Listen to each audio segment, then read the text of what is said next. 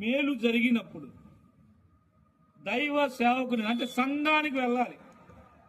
మీరు ఎవరి దగ్గరికి అయితే చర్చికి వెళ్తున్నారో, ఏ పాస్టర్ అయితే మీరు కలిగి ఉన్నారో ఆయన యుద్ధకు వెళ్ళి, దేవుడు మా కుటుంబంలో ఈ కార్యం జరిగించాడు, నా బిడ్డను స్వస్థపరిచాడు, లేకపోతే నా బిడ్డకు ఉద్యోగం ఇచ్చాడు, లేకపోతే మా పట్ల దేవుడు ఈ కార్యం జరిగించాడు, ఏదో దేవుడు నీకు చేసిన మేలు ఏదైతే ఉందో ముందు వెళ్ళి సంఘంలో దైవ సేవకుడితో మాట్లాడాలి.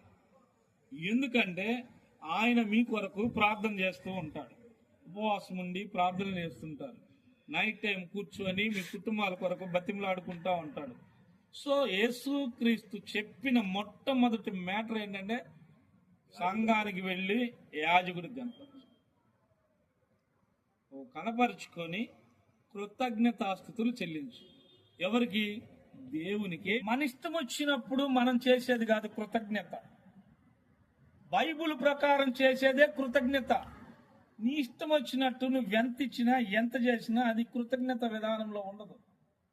ఒకటే గుర్తుపెట్టుకోండి, దేవుడు నీ జీవితంలో చేసిన మేలులు ముందు యాజకుడు కనపరుచుకొని కృతజ్ఞతాపూర్వకంగా ఆ యాజకునికి కానుకివ్వని యేసుక్రీస్తు చెప్పాడు. సో నెంబర్ 2, కృతజ్ఞతాస్తుతులు చెల్లించిన 10 మందిలో ఎంతమంది కృతజ్ఞతాస్తుతులు చెల్లించారంటే ఒక్కడే. 9 మంది కృతజ్ఞతాస్తుతులు చెల్లించలేదు, ఒక్కడు మాత్రమే కృతజ్ఞత చెల్లించాడు.